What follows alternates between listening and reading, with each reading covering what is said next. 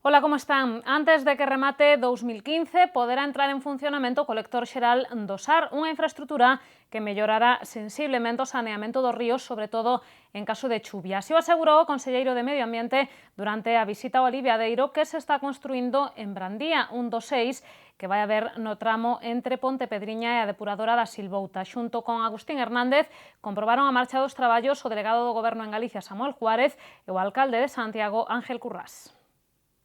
O río Sar pide a Berros a construción dunha nova depuradora, pero ata que esa obra sexa realidade, estánse a executar algunhas actuacións vitais para mellorar a calidade da súa auga.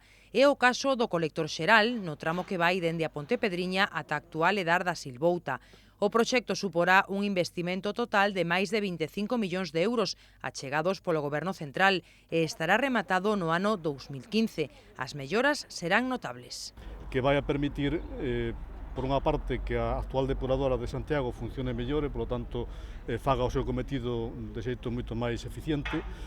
E, por outra banda, tamén, como explicou xa a directora da obra, vai a permitir unha mellora efectiva medioambientalmente do río Sar en canto entre en funcionamento polo a inferior afectación, sobre todo en épocas de fortes chuvias.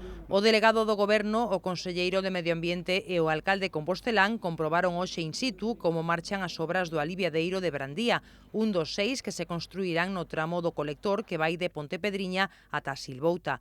Esta infraestrutura é vital para mellorar o funcionamento da actual edar. Se ven, tamén está previsto que o Ministerio de Medio Ambiente instale nela unha tecnoloxía provisional ata que se construa a nova depuradora do Souto.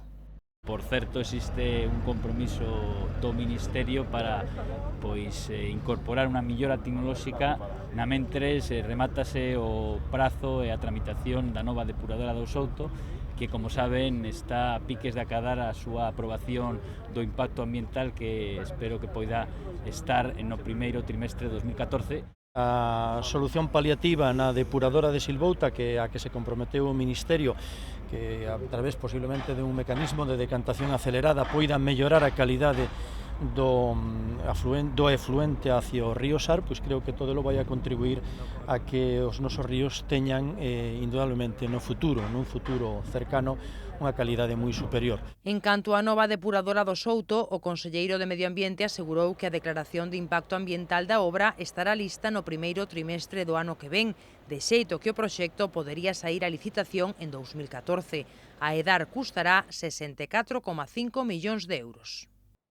E mentres o BNG daba a coñecer hoxe as emendas aos orzamentos da Xunta que ten presentado no Parlamento para mellorar as partidas destinadas a Santiago. Son un total de 11 propostas que suman máis de 13 millóns de euros. O seu obxectivo, reforzar a educación, a sanidade e o turismo e incrementar as asignacións para algunhas infraestruturas previstas na capital galega. O sábado o BNG presentou no Parlamento 11 emendas aos orzamentos da Xunta para 2014 no que ten que ver con Santiago. As propostas, que superan os 13 millóns de euros, buscan mellorar partidas que son, segundo os nacionalistas, vitais para Compostela.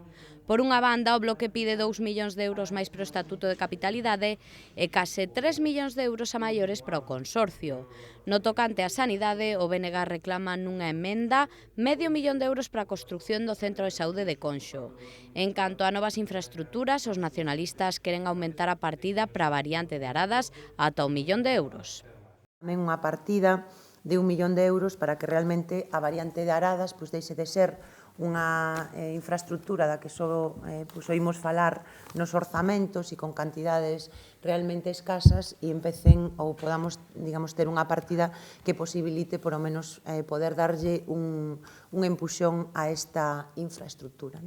A educación copa boa parte das emendas, cunha proposta de medio millón de euros para a nova Escola Oficial de Idiomas, outra de 200.000 euros para construir unha nova escola infantil no Castiñeiriño e 1 millón de euros para arranxos nos colexios de Roxos e Monte dos Postes. A Xunta de Galiza xa conta incluso non sei se exactamente co proxecto, pero desde logo co estudo e co orzamento que xa che digo, non chegaba a 400.000 euros desa actuación, non? Por tanto, nós o que facemos con esta alegación, con esta emenda, pois é precisamente intentar concretar ese tipo de acordos. Pero que sí que é certo que un dos centros, pois que a día de hoxe ten unhas deficiencias estruturais importantes e, como sempre, que acaba pagando as consecuencias, pois é que menos culpa ten disto, que son os propios nenos e nenas do centro, non? Por último, os nacionalistas queren que a Xunta dedique 2 millóns de euros a políticas de promoción turística e 1,5 millón de euros a mellorar as redes de saneamento do municipio, sobre todo do rural. Pro Bloque son emendas realistas que se poderían traducir en feitos se existe vontade política.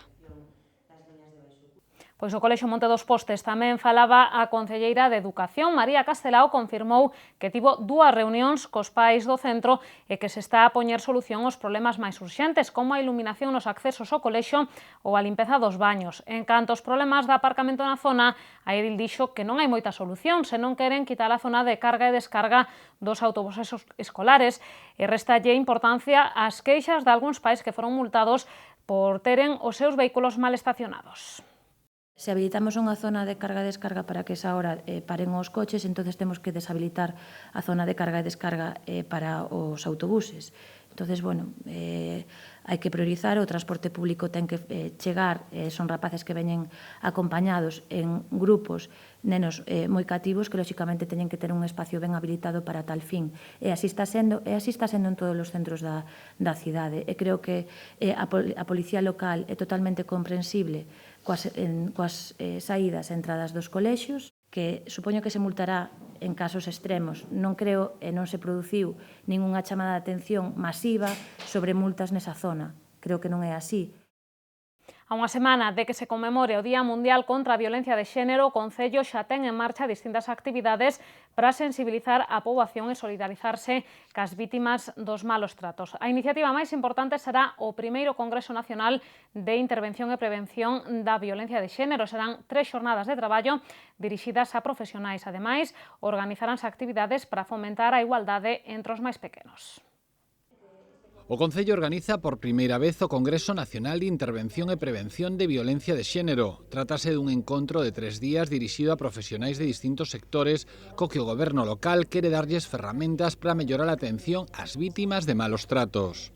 Celebrarase os días 28, 29 e 30 de novembro no Hotel Oca Porta del Camino, na zona de San Lázaro, como xa coñecedes, e ten como obxectivos proporcionar un lugar de intercambio e reflexión sobre os diferentes enfoques de actuación ante a violencia de xénero, para mellorar especialmente a formación entre os diferentes profesionais que tratan cada día coas mulleres da nosa comunidade autónoma.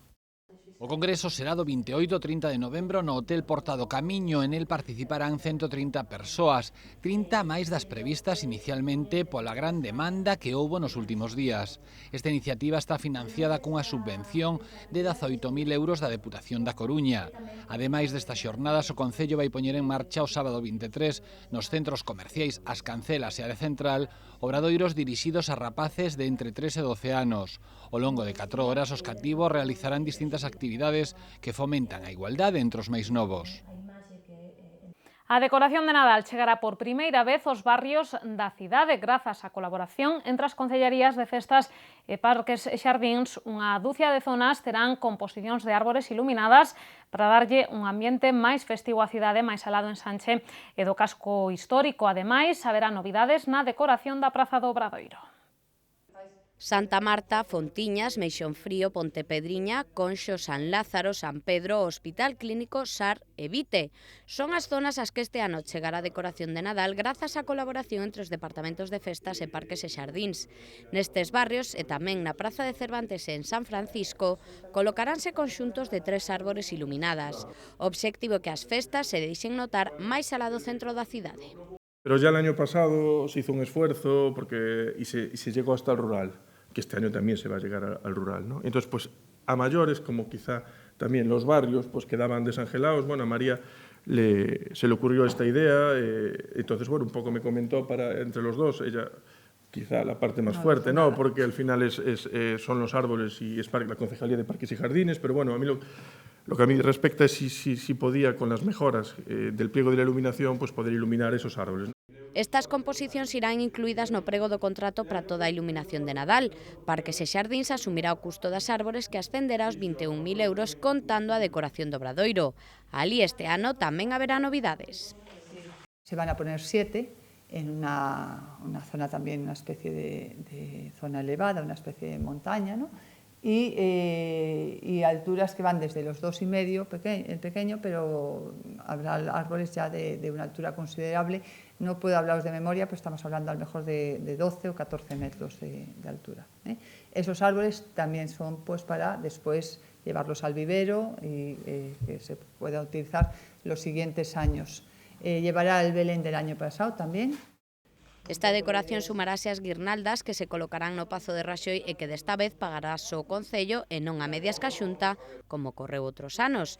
Unha vez rematen as festas, todas as árbores serán levadas ao viveiro municipal para a súa posterior reutilización. A intención do Concello é que toda a decoración do Nadal estea encendida o 6 de decembro. Por certo, que o concelleiro de Centros Socioculturais quixo responderlle á oposición que criticou duramente que se dobrara o prezo do programa de conciliación de Nadal. Francisco Noia lembrou que existen bonificacións para familias numerosas e que as actividades serán de balde por os fillos dos desempregados. O edil cree que nin PSOE nin BNG deberían criticar estes campamentos cando non foron quen de poñelos en marcha. E Mercedes, cando foi concelleira de Centros Socioculturais, que foi polo menos 3 anos, ela non facía campamentos de Nadal, nin no urbán nin no rural. Entón, eu creo que eso para empezar, non? De feito, os campamentos empezounos a facer no ano 2010 o BNG cando levaba os Centros Socioculturais, pero só no urbano, ni siquiera os levaba ao rural. E aparte diso, dous cousas, decir, unha, este ano son máis días que o ano pasado, por exemplo, xa son 2 días máis, e logo tamén, eu creo que é importante que a xente valore o que se está ofertando. É dicir, estábamos falando de que fai anos, o ano pasado, por exemplo, o Concello soportaba o 70% do gasto destes campamentos. E hoxe tamén é noticia a decisión de Ryanair de poñer a venda billetes dende Lavacolla a Londres e Frankfurt a partir do mes de xaneiro, cando venza o convenio ca Xunta. Aínda que amedazara con retiralos, a aeroliña irlandesa mantén eses voos cando menos ata finais de marzo. Na páxina web de Ryanair xa se poden mercar billetes a Frankfurt ata o 25 de marzo, se ben haberá 2 frecuencias semanais a partir de xaneiro, unha menos que na actualidade. A Londres manteñen os 3 voos semanais e están disponibles ata o 28 de marzo. Nos dous casos, os prezos parten dos 20 euros. Todo apunta que a aeroliña de baixo custo mantén os billetes á venda á espera dun posible acordo co Concello de Santiago, que está negociando con Ryanair e con outras compañías co obxectivo de manter o nivel de conexións internacionais dende Lavacolla. O goberno local trata de suplir así o baleiro que deixa a Xunta, que xa anunciou que non renovará o convenio polo que viña financiando os voos de Ryanair dende o aeroporto de Santiago. Atendan de seguido a nosa axenda cultural.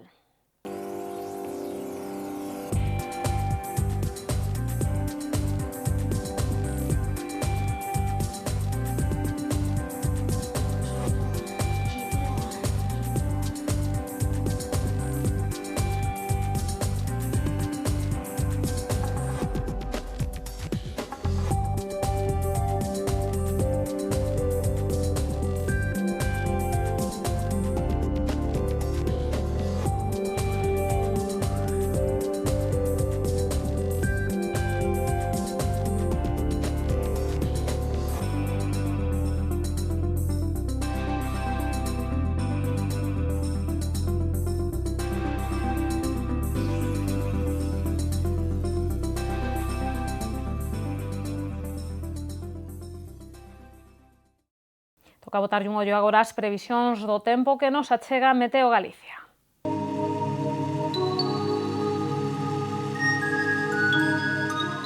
Pedras de Santiago ofrécelle a información do tempo.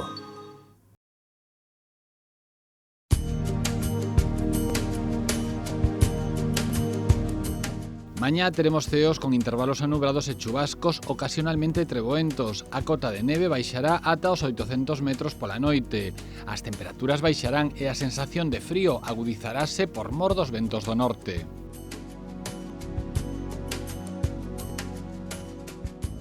O mércores será un día inestable, os ceos presentarán intervalos anubrados con chubascos máis frecuentes canto máis ao norte. As temperaturas baixarán e os ventos soprarán do norte, frouxos no interior e moderados na costa.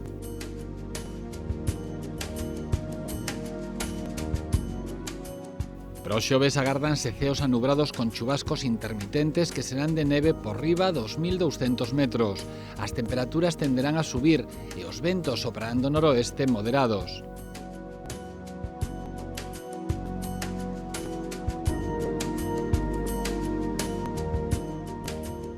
Mañá en Santiago teremos ceos anubrados con chubascos, o vento será moderado do norte e as temperaturas manteránse sen cambios.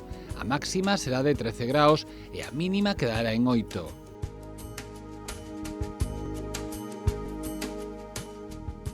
No mércores teremos novamente ceos anubrados con chubascos que se irán facendo máis intensos a medida que avanza a xornada.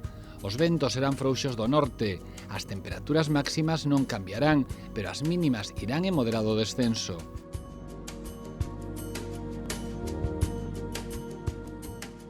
Os ceos seguirán anubrados nos xoves con chubascos durante toda a xornada. Os ventos soprarán do oeste entre frouxos e moderados. As temperaturas máximas baixarán e as mínimas subirán lixeiramente.